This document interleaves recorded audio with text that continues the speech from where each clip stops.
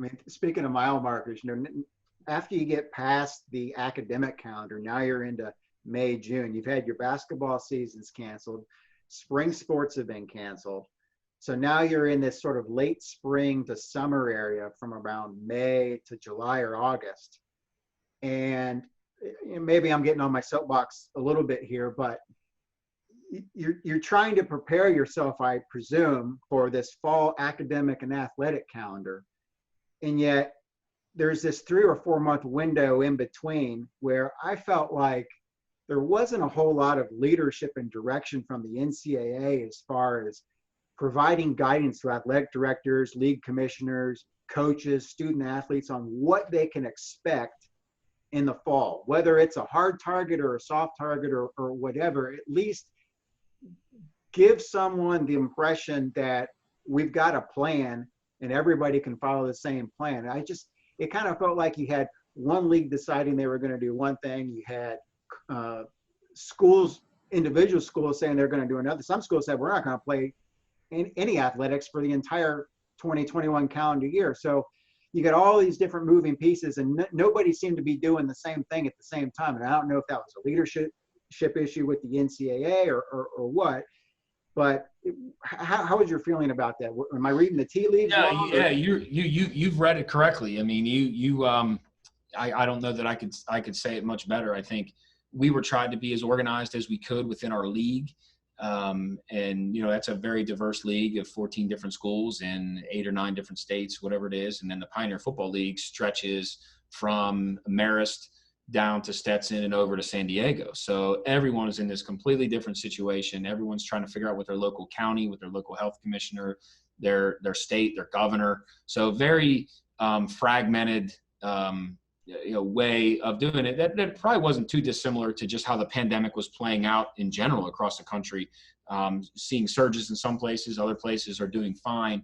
And the hardest part was trying to give, the student athletes some direction and some point. And we were kind of just floating a little bit in purgatory there for a while, not exactly sure, which direction to go. And ultimately what we were able to do, and maybe I said by the 4th of July, I kind of established, I want to be able to have a plan. The plan may change, but I said, this is when this team is coming back. This is when this team is coming back. And the university had created its path forward plan about its return of students. And so at least gave us some sights to see, knowing that land may move, but we are out in the ocean. We're paddling toward land, and we at least have a direction. So we, around 4th of July, we came up with some direction. And, a few weeks later, I think July 17th, 18th, in that range, the university presidents, made the decision that the fall sports, would be postponed in the Atlantic 10. So we had about a 3 or 4 week window where we had a direction, and then there was some more direction when they were postponed. And then the domino effect, started to happen, where then you had the Big Ten and others. And then you're almost seeing an upswing back to people playing that we've seen in the, I think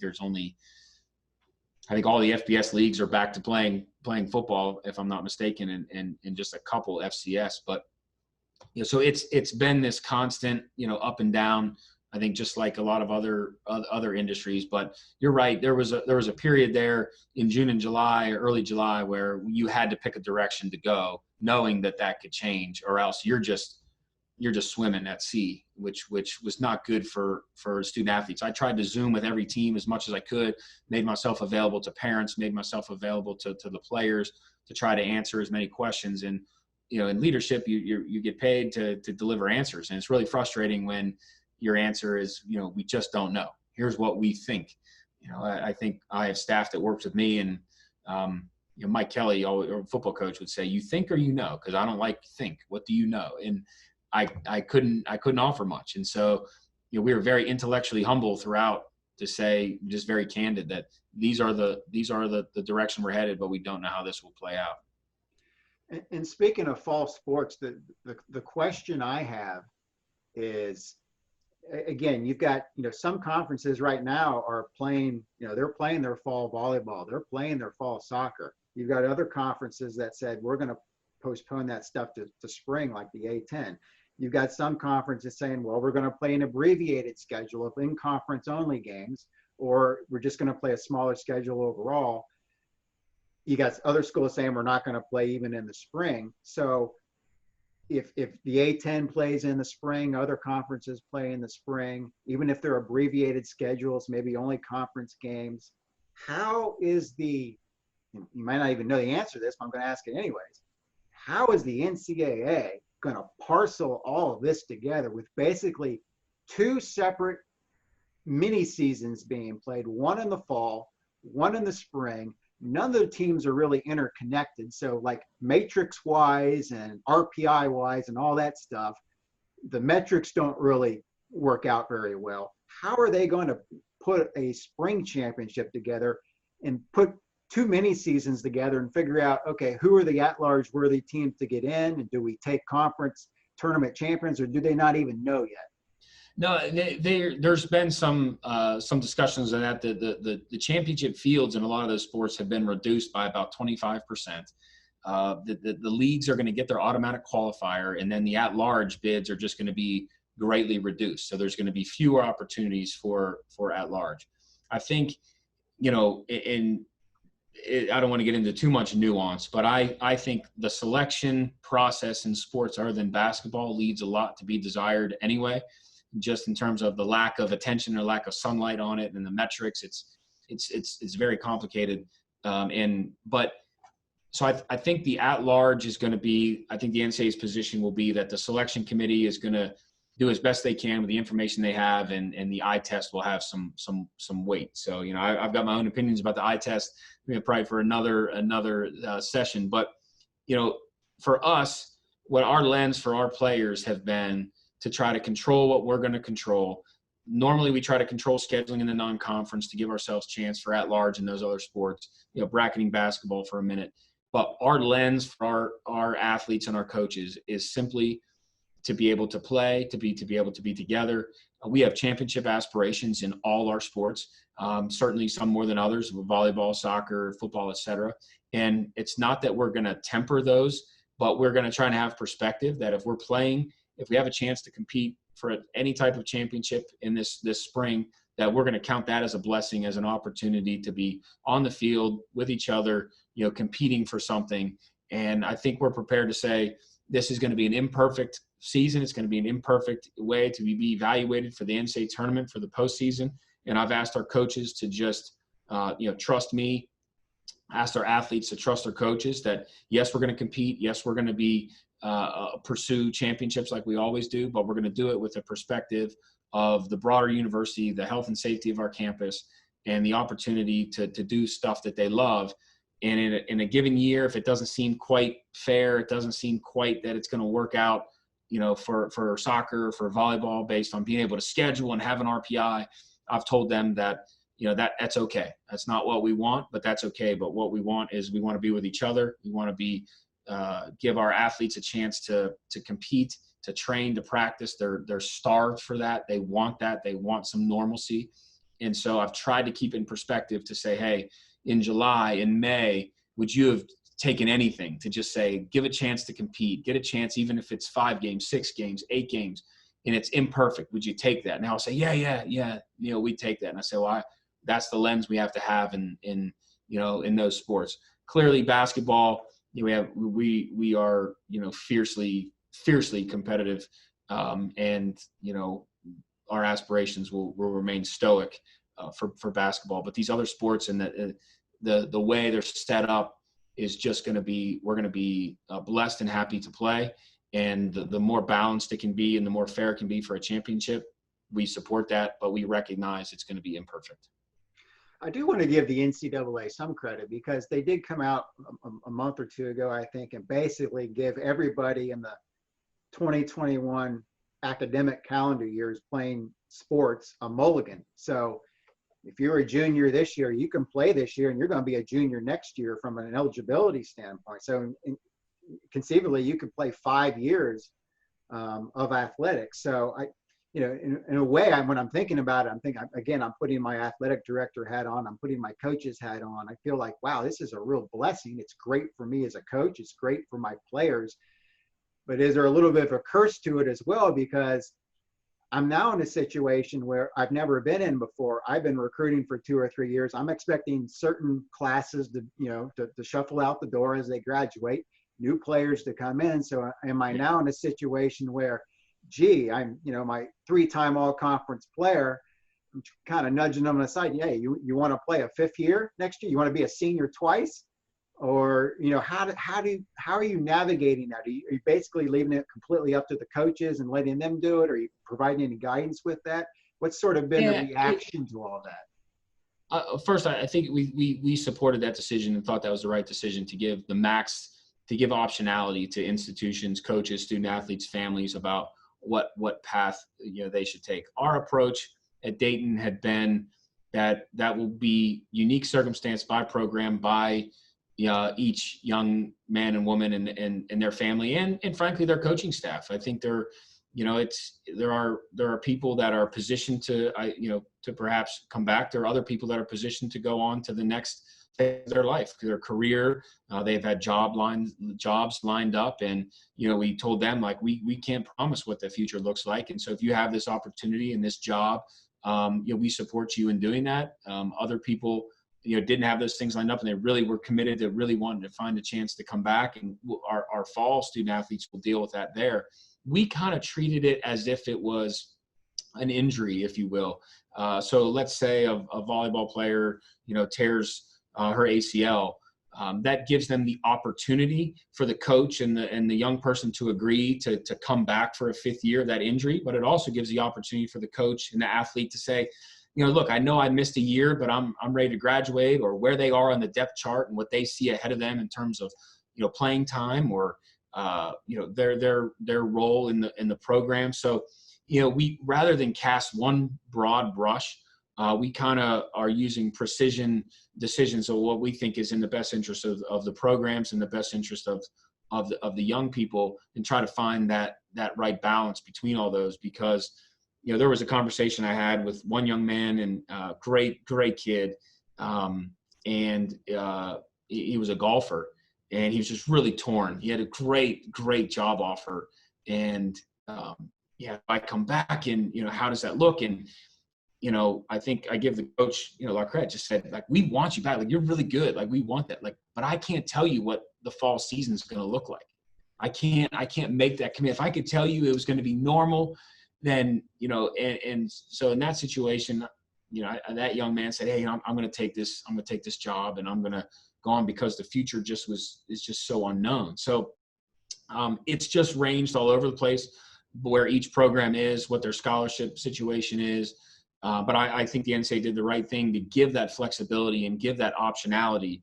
But at Dayton, it's very precision and very unique to each program. And in fact, not just each program, but each individual person, and where they are, where their coach sees them, and where they are in their educational career path, their education and their career path.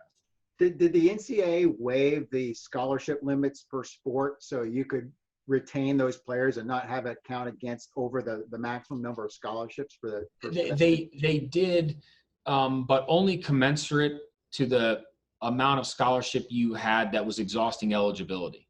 So, for example, if you had, one senior that was on a full scholarship, I'm just using that as an example, then you could get relief for one full scholarship the following year. If you happen to have 5 scholarships, well, then you got relief for 5 the following year. So it just depended upon, some complicated financial calculations of the way the NCAA calculates scholarships. So they did, but it wasn't just a free-for-all. There's still scholarship limits and scholarship caps that was kind of commensurate to the impact, if you will. Yeah, it's going to be interesting how each coach and conference around the university sort of addresses this, because I think, you put schedules together and you're looking at opponents and you're trying to figure out who they bring back and what they look like. And maybe it doesn't matter so much in the Olympic sports as it does men's and women's basketball, but you kind of don't know exactly what you're getting in some cases with some schools and what they're doing. So it'll just be interesting to see how everybody handles that. But it sounds like you guys are on top of it. Yeah, it'll be interesting. So let's kind of change direction a little bit here and talk about just the financial challenges that you've had to deal with over the last 6 months or so. I mean, were there any, were the short-term challenges different than the long-term challenges when you look at it from a micro than a macro point of view? Are those things any different? How do you sort of mitigate those as you're going through them? And what kind of challenges, what are sort of your most pressing financial challenges as you sit here right now? Our challenge right now is revenue related to the arena, and those are both short term and long term. We are an extreme outlier in terms of our reliance on men's and women's basketball revenue, primarily men's basketball. We have an extraordinary fan base. Clearly, we just opened up a transformed $75+ million facility that we're not even a year into, that had a financial model built on it. Our season ticket holders, our arena seating program that's been around since the 90s has been kind of a fuel for us, and the associated tickets with it. You get into everything from the concessions, the outside events, the parking, the lounge events in the new spaces that we have. Flyer fans don't mind, buying their beer at the game. All that, just, went away in March and then is very suspect into the future. And so from a short term, you're trying to kind of stabilize, support the university in its situation. Clearly, they lost, in March, students home and students not on campus, so there's not activity. And you're probably losing NCAA credits too, aren't you? Because you go to the tournament, you're counting on that. We actually probably got hit as hard as any team in the country, and it's a complicated formula, but you essentially get paid for your NCAA appearances on a 6-year trailing basis. Well, we were due the last amount from our Elite Eight run, and that's what we lost.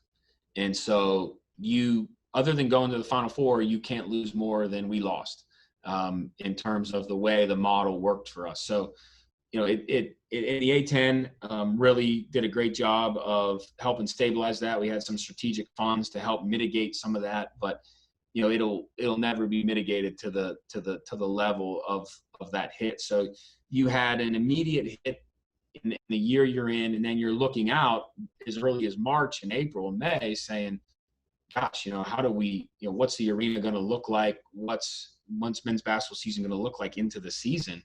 And we are remarkably reliant on that. We don't talk about television a whole lot.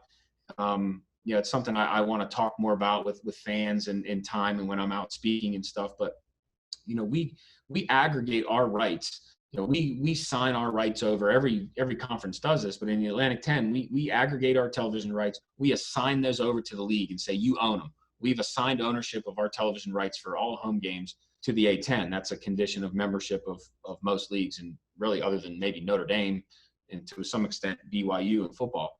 And we have a very healthy national exposure television package in the Atlantic 10, and we're happy to be part of that. But it is it pales in comparison to the Power Five, the Big East television contracts, and we're not able to just play a game and collect the rights fee. The game is based on local revenue, local corporate partners, season tickets, concessions, parking, and everything that goes with it. So for us, normally anyone that looks like us, has an arena like us, and has the fan base we have, typically has a commensurate rights fee that looks like your arena. We don't have that situation. So we gross multiples more in one home game than we'll get in television for the entire year. And so that creates a very challenging balance for us, where that arena is what funds our sports programs and funds our basketball program. And so that's where I've, obviously have my attention on that right now. And I've had my attention on that really since, March 12th. Yeah, I've been trying to prime the fan base a bit and telling them that, extraordinary times sometimes require extraordinary measures. And we're kind of in that situation where everybody needs to just resign themselves to the fact that, everybody's going to have to suffer a little bit to get through this. And I don't know if you've got any insight on just, for Flyer fans out there. I know they've been asking me quite a bit, what kind of financial considerations might be asked of them, short-term, long-term, to try to just get us through this. While at the same time, the fans and yourself as well inside the athletic department, we want to maintain a level of excellence, and we don't want to fall behind because you're competing with all these other Power 6 schools that have so much money. They can just burn through cash and it doesn't even bother them. But we're not in the same kind of situation with UD. We got to work a little bit harder to make make up the same amount of ground. So how do you see that playing out, and what kinds of things can fans expect here? Yeah, there's a lot to unpack, and maybe this I'll get into a little bit of the basketball stuff. I think the first thing is that what I'm grateful for, and we communicated with our fans that we went out with our arena seating program contributions, the annual contributions that are a major source of fuel for our basketball program and kind of fund the basics of everything plus. And we went out to our fans and said, hey, look, we're going to ask for this. And, we're not sure what the season's going to unfold, but this would be an annual contribution that, we're not, it's not refundable, not creditable for the future, is a commitment to keep us sustained through this period. And then we'll see what happens with the ticket portion of the, of the seating. So we have gone out, we had a 99.4 or so % arena seating program renewal rate. That's up through the 300 level, has a seat donation attached to that. Very grateful for fans to contribute that in an unknown time, in an unknown period. And it is literally what will sustain us through that. When we get to the tickets, the ticket portion we've shared with fans that would be either not billed until we know, which is a situation we're in right now. We haven't sent out any season ticket invoices yet because we don't have a set schedule and we don't have a set attendance, which maybe I can talk about here in a second. But that the season tickets would be fully refundable if the season wasn't played in full, prorated refunds, or people would have the opportunity to turn that into future credit. And frankly, I'll also ask people to consider buying their tickets even if they can't come, and turning that into a donation, because that's the fuel for us, and that's what we need. So I'll communicate that with fans as soon as we are able to kind of have that information. But we did make a commitment to the seating plan that we needed that, and our fans really stepped up and provided that, and really, really grateful for that. And it's been what has allowed us to make it to this point. The tickets will be optional in terms of, if people want to pay that, or it'll be prorated based on the number of games they can come to, or if they need to get, refunded, or frankly, right now, here we are October 6th, and we've not sent out a bill for season tickets because it's going to be a challenge to have a season ticket. And, I can maybe, pivot to that here in a second. But from a financial standpoint, our arena donors have been awesome. They have maintained their commitments. They have done that. Our corporate partners have been wonderful partners. We try to refer to them as partners versus sponsors because they are true partners in this. And, we're going to work with them on what their advertising may look like in a restricted attendance environment and on television and all that. So our fans have been great. I need them to hang with me, as we try to see what happens here this fall and then leading into the basketball season. But the arena seating program is a game changer for us. Very grateful for people making that commitment, regardless of the uncertainty. Means a lot to us and really supports our student athletes.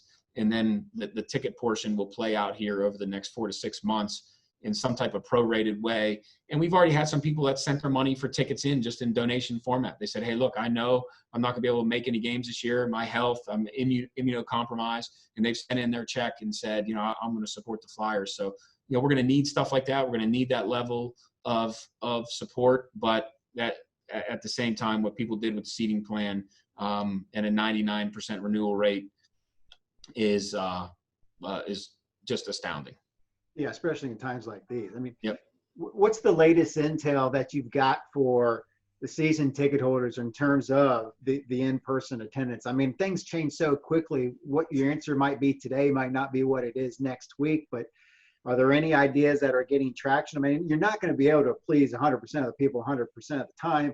And a lot of it might not be even your call. You've got Ohio Department of Health coming in and telling you what you can and cannot do. You got the governor. You've got, national guidelines coming down. So how are you sort of managing that? I'm trying to, when I talk to the fans, I'm trying to manage their expectations a bit on this. It's probably not going to look good, but this would be an important. I think this is an important topic for fans, and I know people say, hey, when are we going to know? So right now, the best way I can frame it is right now the Ohio Department of Health order that was, I think, most recently signed on August 25th limits indoor arenas to 15% of capacity or 300 fans, whichever is less. So it's 15% or 300, whichever is less. Clearly, our less is 300. So as of today, our arena would be limited to 300 fans, non-participants, as we understand the order. Effectively, no fans. That is the current. When you really get to a number of 300, and that's effectively nobody. There is a process in outdoor venues or 15% or 1,500, whichever is less. So indoor 300, outdoor 1,500. In the order, there is a process for a variance to request a variance to that, and how by you requesting a variance to that, you could still maintain the health and safety of that. So for example, that order, doesn't take into account certain things that maybe the arena has that, say, Centerville High School, doesn't, in terms of facilities or facility hygiene, cleaning, what have you. So we intend to pursue those variances. I think that there's two conditions in the order to get the variance. And it's written very clearly. You need written approval from local public health in your jurisdiction. And then that needs also the blessing from the Ohio Department of Health. So it's a two-step process that, we've been working on for months to see what that could potentially look like. I think for context, if you think about the Bengals and the Browns, they've had variances for up through their first few games for 6,000 out of 65,000. So you call that 10%. And we've read through those plans, and they essentially turned their stadiums into quadrants. There's about 1,500 per quadrant, north, south, east, west, to do that. So, we're in the process of doing that. Obviously, our schedule is in flux and has to play out to know the dates and how we would be, requesting that. But I think you raise a good point that I hadn't really thought of just trying to set those expectations, is that the expectations are going to be less than we all hoped. And in terms of at least early in the season, I don't know if December is going to look like February and March. Hopefully it looks better, but we're probably to the point where I can say definitively, not that I'm breaking news here, but we will not have season tickets in the non-conference portion of the season, in terms of, as people think, everybody's coming, or there's different rules in the order. For example, they don't want aisle seats for people coming up and down, because so aisle seats and back row seats that are adjacent to a walkway, staggered arrival times. There's a whole series of things. And then of course the social distancing. So we have algorithms that we work with a Ticketmaster program right now to kind of calculate what capacity could be, how you could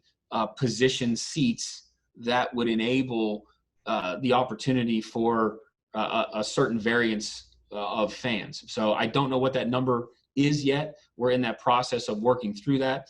But if it's any perspective, outside right now, is 6,000 out of about 65,000. So, if you just do the commensurate percentages and you get indoor, it gets a little bit more challenging. So we're definitely going to be, I think, in a challenged environment. And as soon as we're able to build this schedule, we will communicate with fans as fast as possible to kind of give an idea of how this, and hopefully this helps too, to kind of just at least frame the issue. And I think we'll ask in some form or fashion season ticket holders to kind of maybe opt in or opt out, to say, hey, look, I'm going to opt in maybe some type of deposit or something to say, I want to be included in whatever variance you get. Please consider me to do that. At the same time, someone may say, hey, look, whether that's, the conditions, I'm not comfortable, wearing a face covering. I am immunocompromised, and just say, hey, look, I'm out for this season. As long as they paid their seating plan, they'll get first right of refusal for their seats. Next year, there's no punishment for that. Is kind of the way, we're headed. But we'll need some people to opt in to say, please include me in your rubric for seating. And then once we have that, and then once we know how public health views that both locally and within the state, then we'll begin trying to do, what I call 3-4 dimensional chess of how to position that. But it's what you're seeing, across the country, that a smattering of what we'd all want. So I certainly, especially in the non-conference portion, a full arena or even a 50% full arena seems to be, a